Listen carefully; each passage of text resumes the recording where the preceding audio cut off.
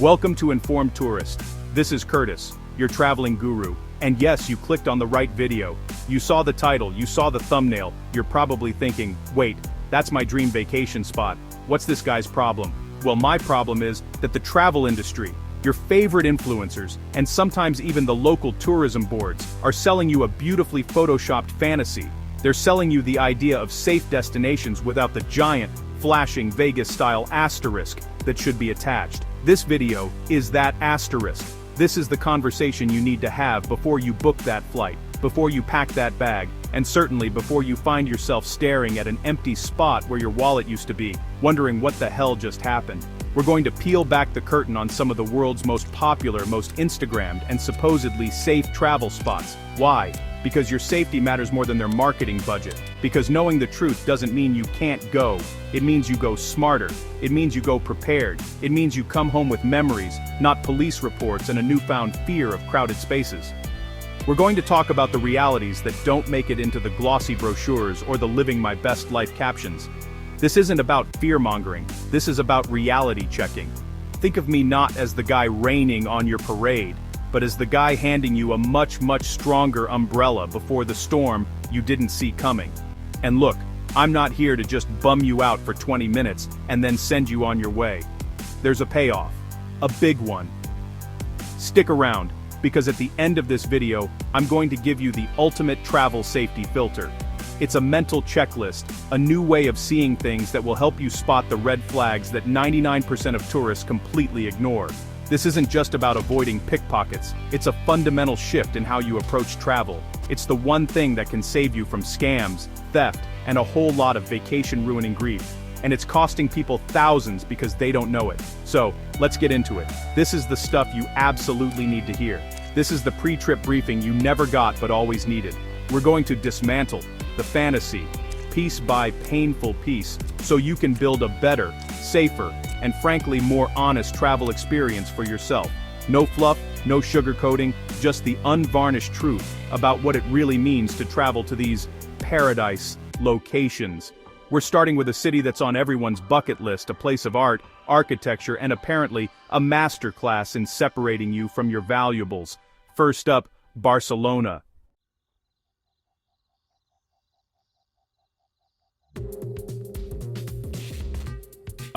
Barcelona. Gaudi's architecture reaching for the heavens, the smell of tapas wafting through the Gothic quarter, the gentle Mediterranean breeze. It's beautiful, it's iconic. It's also the unofficial world capital of pickpocketing. I'm not being hyperbolic. They should host the pickpocketing Olympics here. They'd sweep the podium. The city has cultivated an ecosystem of theft so refined, so sophisticated, it's almost an art form. A deeply infuriating, expensive, and soul-crushing art form. The illusion of safety here is the first thing that gets stolen, long before your wallet. You think you're safe because you're in a crowd? Buddy, you're not in a crowd. You're in their office.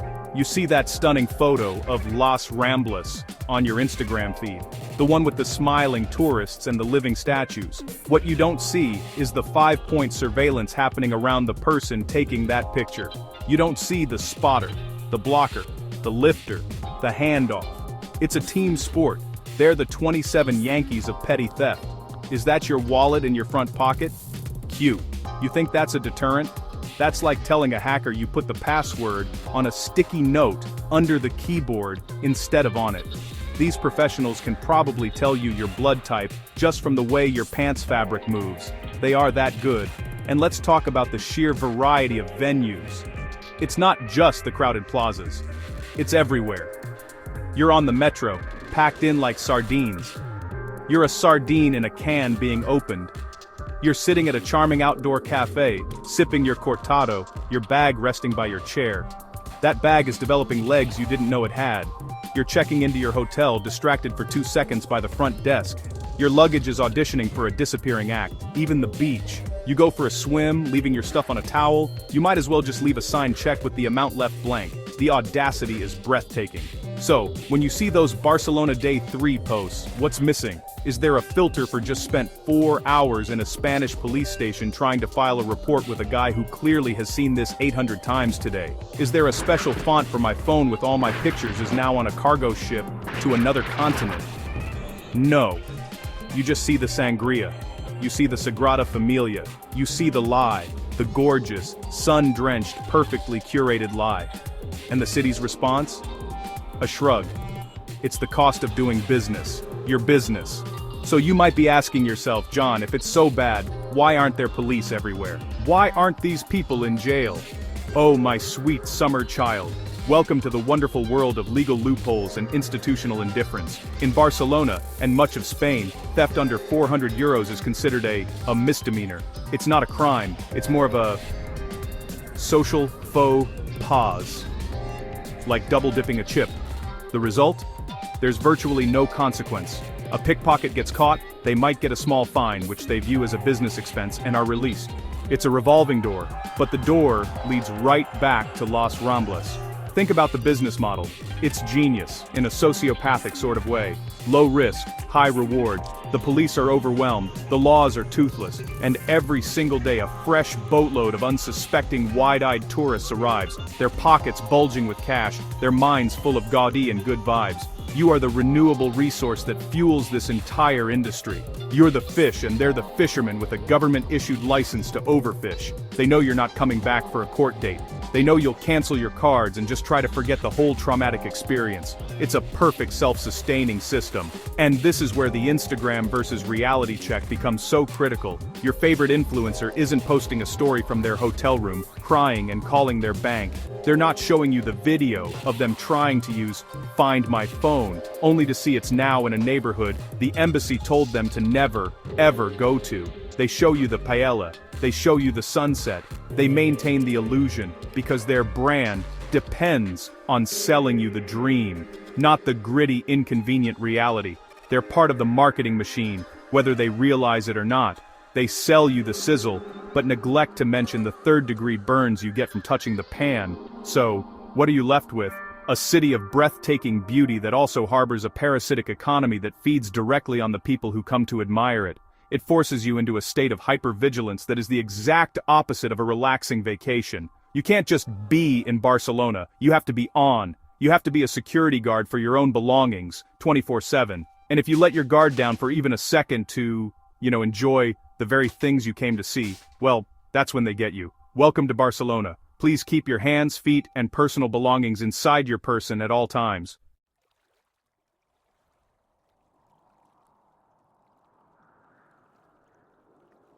Alright, let's leave Europe and head to the place that has single-handedly kept the wide-brimmed hat and flowy dress industry afloat, Tulum, Mexico. Your feed is full of it. The pristine white sand beaches, the turquoise cenotes, the yoga retreats, the jungle chic hotels that cost more per night than your first car.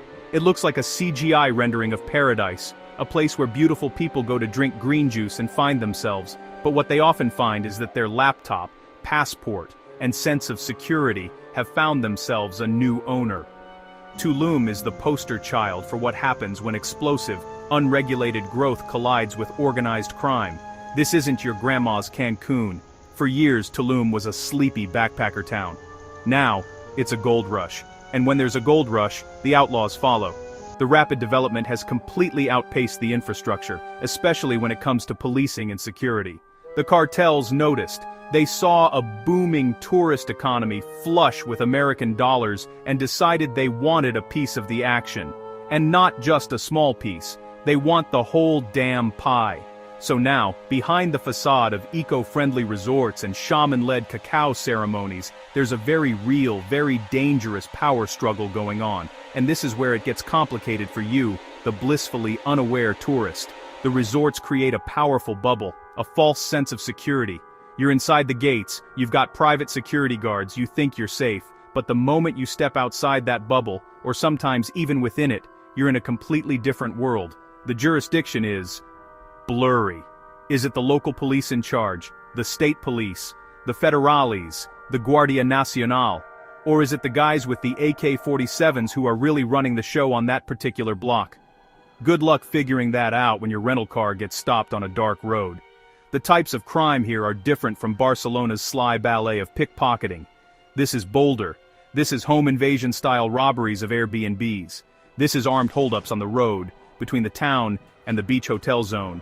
This is express kidnapping, where you're taken to an ATM and forced to withdraw your daily limit. And the police. let's just say their effectiveness can be inconsistent. Sometimes, they're outgunned. Sometimes, they're complicit. Filing a police report can feel less like seeking justice and more like filling out paperwork for a crime you've just become a statistic in. What does your Instagram feed show you? It shows you someone doing a warrior pose on a paddleboard at sunrise. It shows you a candlelit dinner in a restaurant that looks like a Bond villain's jungle lair. It does not show you the armed guard standing just out of frame. It doesn't show you the tourist who had their rental villa cleaned out while they were at that dinner. It doesn't show you the hushed conversations in expat forums about which parts of town are controlled by which cartel, and what to do if you get shaken down. It's a masterclass in deception. The entire economy of Tulum is now built on maintaining this fantasy.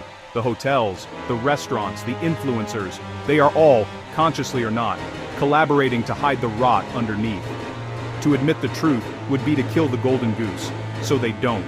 They tell you to be aware of your surroundings, which is the most useless generic advice on the planet. What does that even mean in a place where the threat isn't a petty thief but a sophisticated criminal organization? It means nothing. It's a liability waiver, not a safety strategy. It's their way of saying, if something bad happens, it's your fault for not being aware enough. And remember that promise I made you? About that mental checklist, that travel safety filter you're going to get at the end of this?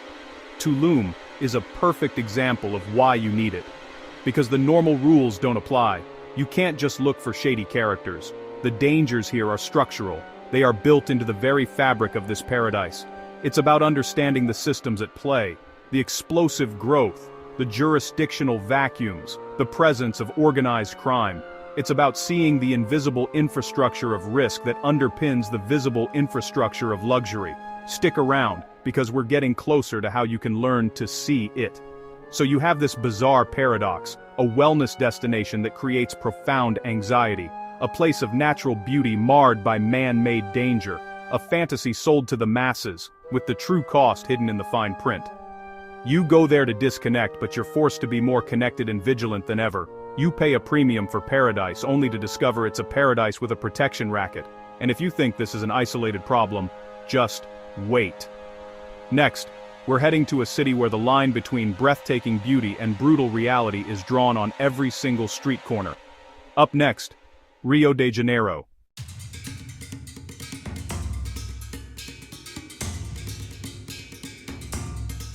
Ah, Rio de Janeiro, where the mountains kiss the sea, the music never stops, and your sense of direction better be a damn sight better than your sense of rhythm. You see the pictures, right? Christ the Redeemer with his arms wide open, welcoming you to paradise. Sugarloaf Mountain glowing at sunset. Copacabana Beach looking like the world's biggest, most beautiful, and most scantily clad block party. It's a postcard that practically screams, "Come on down, everything's fine," and why wouldn't it be? Look at all those happy people, the vibrant colors, the sheer, unadulterated joy. It's the ultimate sales pitch for a good time. But here's the thing about Rio, and it's a big thing. A thing they don't exactly put in the glossy travel brochures next to the caipirinha specials. The city operates on a system of invisible boundaries, invisible fences that separate the postcard from the police report. You can be standing in a spot that feels like the safest, most tourist-friendly place on earth. Take 2 wrong turns, heck, sometimes just one, and suddenly you've crossed a line you didn't even know was there. It's like a real-life game of Minesweeper, but instead of a sad little computer explosion, the consequences are, let's just say, a bit more memorable and a lot more expensive. This isn't about being paranoid, it's about understanding the local geography of risk, a geography that changes block by block. One street is a bustling hub of commerce and laughter. The next is a quiet zone where the only person you'll meet is someone who's very, very interested in the brand of your watch. The guidebooks will tell you, stick to the South Zone, Ipanema, Copacabana, Leblon. And that's good advice as far as it goes. But even within those areas, the lines are there.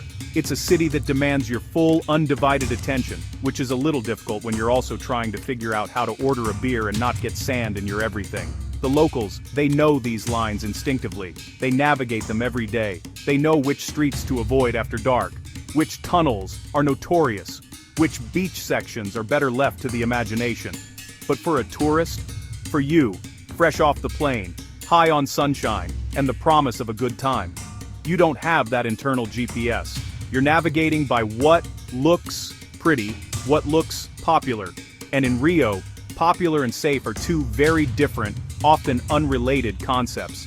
The beauty is a distraction, a magnificent, awe-inspiring distraction from the fact that you need to be paying very, very close attention. So you think, I'm a seasoned traveler, I'm adventurous, I don't just stick to the tourist trail. That's a great attitude to have in, say, rural Vermont. In Rio, that's called rolling the dice with your passport and your dental plan. This is not a city that rewards improvisation. Your brilliant idea to just take a little hike up this hill for a better view can very quickly turn into an unscheduled donation drive where you are the sole contributor. The path that looks like a charming shortcut might be a well-known express lane for opportunistic muggers who appreciate your get-up-and-go spirit, mostly because it makes their job easier. Think of it this way, the safe zones in Rio are a well-rehearsed play. Everyone knows their lines, their blocking, where to stand, and what to do. The vendors sell their coconuts, the tourists take their pictures, the police patrol their designated routes. It's a performance of safety, and as long as you stay within the theater and follow the script, you're generally okay. But the moment you decide to go off script, to wander backstage and see what's behind the curtain, you're no longer part of the show. You're an outsider in a place where you don't know the rules. And the local actors have a very different kind of performance in mind for you. The problem is the sheer seduction of it all. You hear music coming from a side street. It sounds amazing, authentic. You see a path winding up into the lush green hills behind your hotel, and the Instagram photo practically takes itself. Your brain, your traveler's soul, is screaming, go, explore, be spontaneous. But your common sense, if it can get a word in edgewise, should be screaming, are you insane? Do you know where that path goes? Do you think the guy with the machete is just up there gardening? It's a conflict between your desire for an authentic experience and the city's very authentic dangers. So, what's the takeaway? That you should stay in your hotel room, clutching your wallet and peering fearfully out the window? No. But it means you plan, you research, you take official tours if you want to see a favela, you use licensed taxis or rideshare apps, not the hey buddy, need a ride? Guy. You treat the city with the respect it demands, which means acknowledging its beauty and its bite. Going to Rio and thinking you can just wander wherever your heart desires is like going to a lion sanctuary and thinking you can just cuddle with the big kitties. They're beautiful, majestic, and they will absolutely eat your face.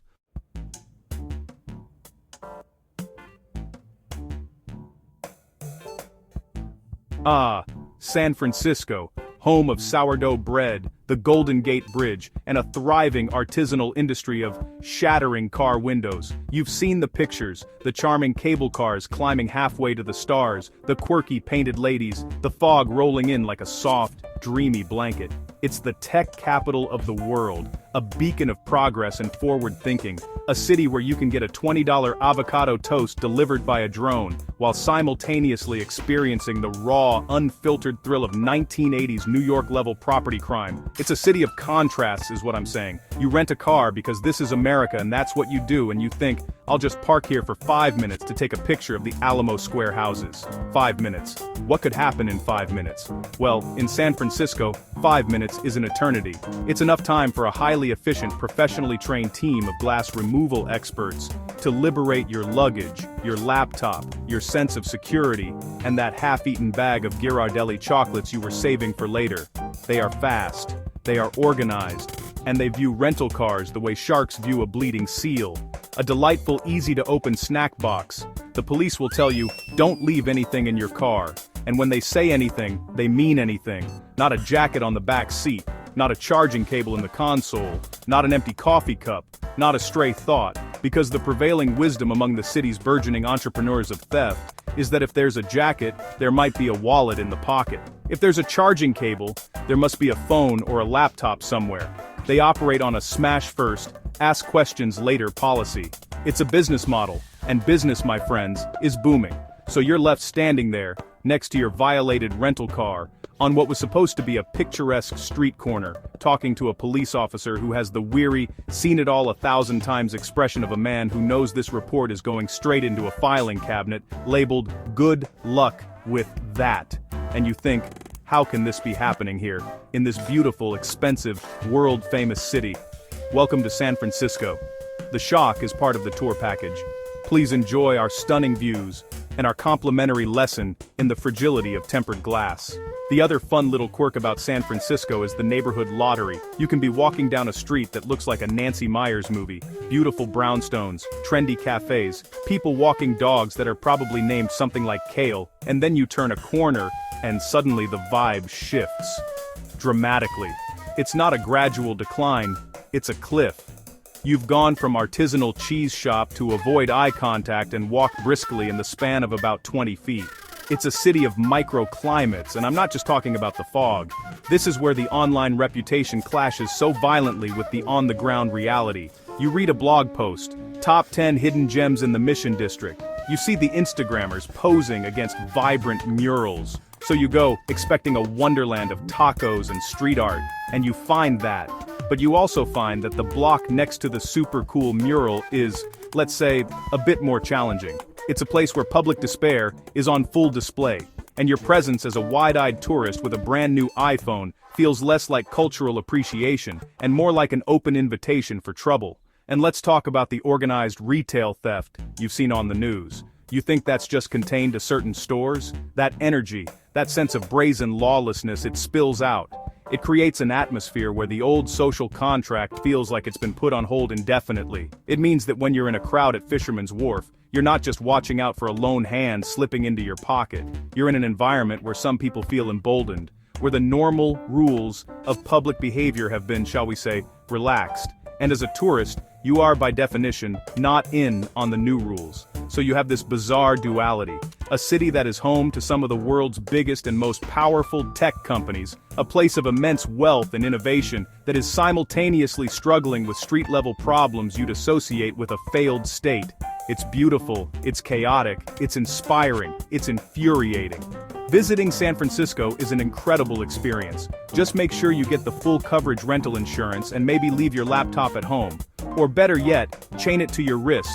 It might clash with your fit, but it's the hottest local accessory.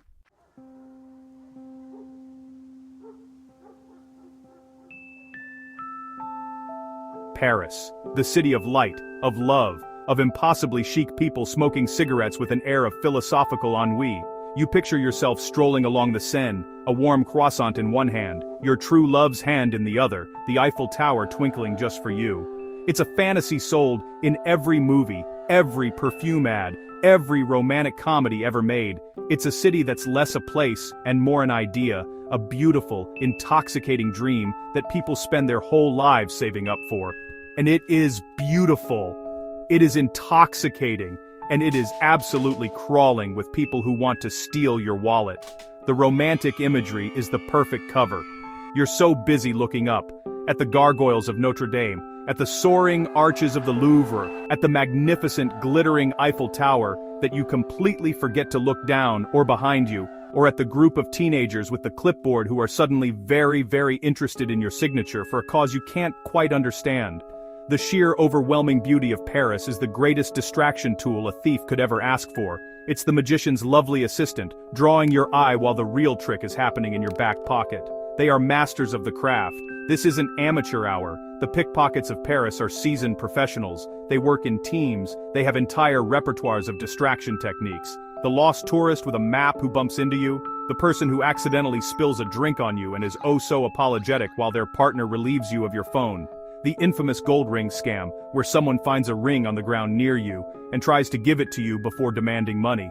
It's a theatrical production, and you, my friend, are the unsuspecting audience member they've pulled up on stage. And here's the most frustrating part. You won't even know it's happened until it's too late. It's a violation so smooth, so professional, you'll reach for your wallet to buy a crepe an hour later and find only a mysterious void and a sudden sinking feeling in your stomach.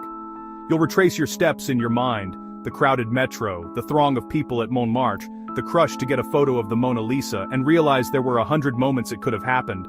The romance of Paris is real, but so is the cold, hard reality that your wallet is probably having a much less romantic evening than you are.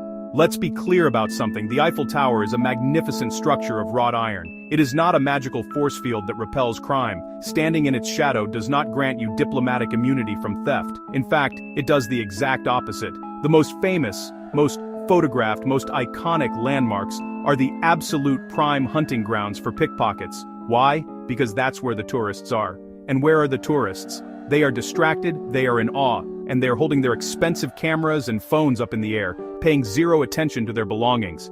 Think of it from their perspective. It's a buffet, a glorious, all-you-can-steal buffet of distracted, happy people. The Louvre, the Arc de Triomphe, the steps of the Sacré-Cœur, these aren't just historical sites, they are designated work zones for an entire underground economy. The metro system, especially Line 1, which hits most of the major tourist spots, is basically their mobile office. The beware of pickpockets signs they post everywhere aren't just gentle suggestions. They are a desperate multilingual plea from a city that knows it has a problem and is begging you to please, for the love of God, zip up your bag. The scams go beyond simple pickpocketing. They are an art form.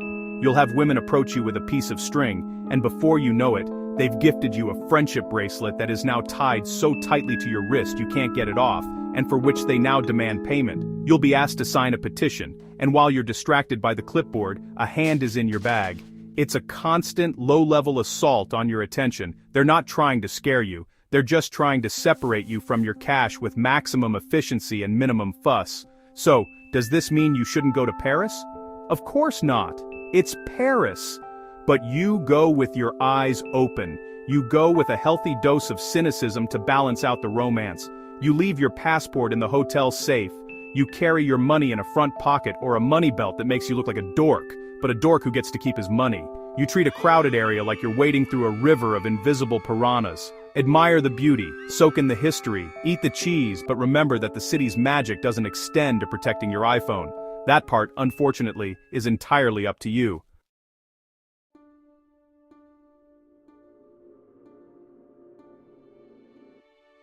Alright, let's talk about Cape Town. You see the pictures, right? The stunning majestic Table Mountain just looming there, like God's personal granite coffee table. You see the penguins waddling on the beach, looking like they're late for a tiny formal dinner party. It's breathtaking. It's a postcard that somehow came to life. And the tourism board sells you this vision of a paradise where nature's grandeur meets sophisticated city life. They show you vineyards that stretch for miles, looking like a drunk Bacchus painted the landscape himself. It's all so perfect, so pristine, you half expect a unicorn to trot by and ask for directions to the nearest artisanal kombucha brewery. But here's the thing about perfection, folks. It's usually a lie. Or, at the very least, it's an incredibly well-framed photograph that crops out the flaming dumpster just out of view. Cape Town isn't just one city, it's a social experiment in geographical whiplash. You can be standing in a zone of such opulent beauty and first-world comfort that you feel like you've stumbled onto the set of a James Bond movie, sipping a perfectly chilled Sauvignon Blanc. And then, just a few blocks away, sometimes literally, one wrong turn, you can find yourself in a place where the socio-economic reality is so starkly, dangerously different. It feels like you've been teleported to a completely different continent. This isn't your standard ope. This neighborhood is a little sketchy situation you find in other cities. No. The contrast in Cape Town is a masterclass in inequality, drawn with lines so sharp they could cut you. The safe zones, like the V&A waterfront or the pristine Atlantic seaboard suburbs, are bubbles. They are magnificently maintained, heavily policed, privately secured bubbles designed to keep the tourist experience, and the tourist's money, flowing smoothly. It's a beautifully curated illusion, a theme park of safety where the price of admission is your willful ignorance of what lies just beyond the invisible velvet rope. It's not just a city, it's a high-stakes game of red light, green light. So when you're there, marveling at the scenery, remember that the scenery doesn't have your back. That beautiful mountain isn't going to swoop down and protect you if you wander into a high-crime area. The adorable penguins are not a secret, flightless security force. The safety you feel in one spot is not a citywide guarantee, it's a hyper-localized, conditional state of being. Believing that the beauty of Chapman's Peak Drive somehow extends its protective aura over the entire Cape Flats is like thinking that because the lobby of a hospital is clean, the infectious disease ward must be a great place for a picnic. Now, let's talk about getting around. In many tourist cities, the advice is, get lost, wander, explore. In Cape Town, that advice is less charming travel wisdom and more a recipe for a really, really bad day. Driving, especially at night, becomes a strategic exercise. You hear stories, not just from tourists but from locals, that sound like they're straight out of a Mad Max prequel. Don't stop at red lights late at night in certain areas. Treat them like yield signs. I'm sorry, what? We're just collectively agreeing to ignore fundamental traffic laws because stopping your car makes you a sitting duck? This isn't a quirky local custom, it's a defensive driving tactic born of necessity. This is what they don't put in the brochure. They don't tell you that your rental car's GPS might not have the avoid certain death filter enabled. It might, with the best of intentions, route you through a neighborhood where carjackings, or smash and grabs, are not an anomaly but a business model. You're just trying to get back to your Airbnb, listening to a podcast, and suddenly your relaxing holiday turns into a real-life action movie scene where you are not the hero, you are the unfortunate extra whose car gets stolen in the first 5 minutes to establish how tough the bad guys are. And walking. Oh, bless your heart. Strolling from your dinner spot back to your hotel might seem like a lovely way to walk off that malva pudding. But once the sun goes down, those invisible lines we talked about get even sharper and more dangerous. The tourist corridors, brightly lit and patrolled, are one thing, but stray just a block or two off that designated path, and the risk profile changes exponentially. It's like playing a video game where you step out of the safe zone, and the monster difficulty immediately jumps to impossible. The local advice is clear: after dark, you don't walk, you Uber. Even for a few blocks. The point is, the stunning natural beauty is a lure, but it's a lure into a place with complex and serious safety challenges. You can't let the grandeur of the landscape lull you into a false sense of security. You have to be actively, constantly aware of your surroundings, your route, and the time of day. You have to operate with a level of vigilance that feels completely at odds with the relaxed, scenic vacation you thought you were signing up for. In Cape Town, the view is a 10 out of 10, but the margin for error is a 0.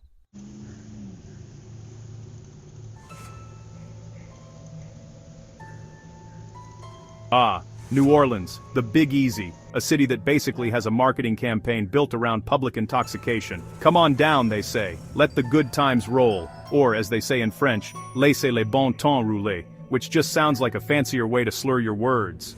The city sells an image of a non-stop party, a 24/7 festival of jazz, booze, and beads. You see the pictures of Bourbon Street, packed shoulder to shoulder with people holding neon-colored drinks in novelty cups the size of a small child's head. It's a beautiful, chaotic, sweaty mess of humanity, and it looks like the most fun you can have with your clothes, mostly on. The problem with this image is that it's a very, very small part of the city.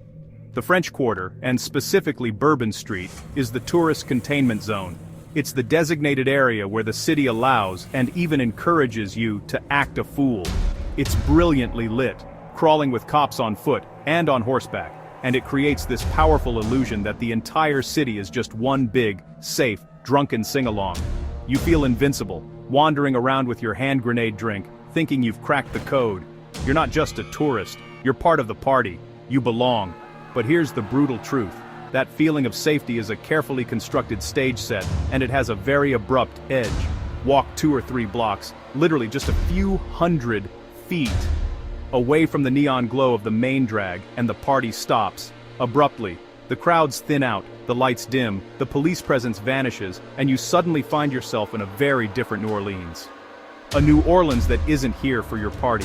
A New Orleans where your obvious tourist status and your state of inebriation don't make you a fun-loving reveler. They make you a bright, shiny, slow-moving target. It's an incredibly effective trap. The city lures you in with the promise of consequence-free debauchery within a controlled environment. But it knows, and the criminals know, that people don't operate with perfect geographic precision, especially after 3 oversized novelty cocktails. You'll think, oh, my hotel is just over here, and you'll take a shortcut down a quiet, dark street. You're still buzzing from the party, feeling good, not realizing you've just walked off the movie set and into the real world, where the script is a lot more dangerous and the ending is not guaranteed to be happy. Let's be honest, the entire business model of New Orleans tourism relies on you making a series of questionable decisions. It starts with the drinking. The city practically dares you to drink to excess. They have drive-through daiquiri shops, You can buy a gallon of frozen sugar and grain alcohol without leaving your car. This is not a city that promotes moderation, so you're walking around, your judgment clouded by a beverage that has the color of antifreeze and the alcoholic content of rocket fuel, and you start feeling a little too comfortable, a little too brave. This is where the equation goes bad. Alcohol plus unfamiliarity is a cocktail for disaster. Your internal GPS, which is already terrible, is now completely short-circuited by booze.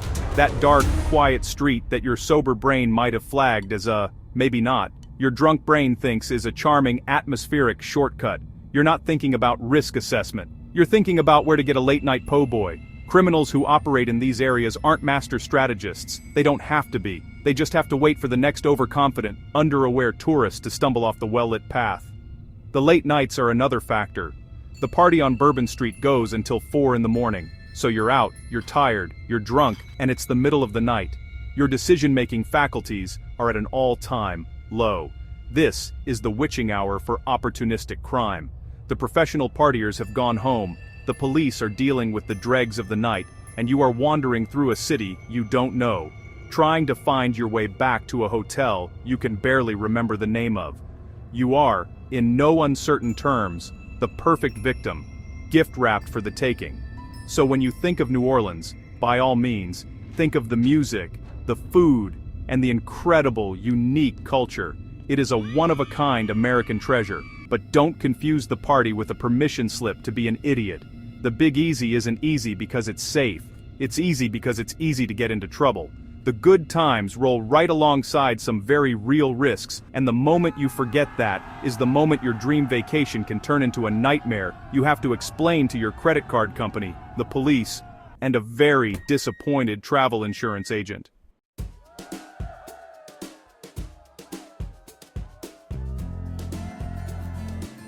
Okay, so, after all that, after we've systematically dismantled your romantic notions of Barcelona, Tulum, Rio, San Francisco, Paris, Cape Town, and New Orleans, you might be thinking, great, Stuart, thanks. Now I'm too scared to leave my house. I'm just going to stay home and re-watch every season of the Great British Bake Off, because at least I know the only danger there is a soggy bottom.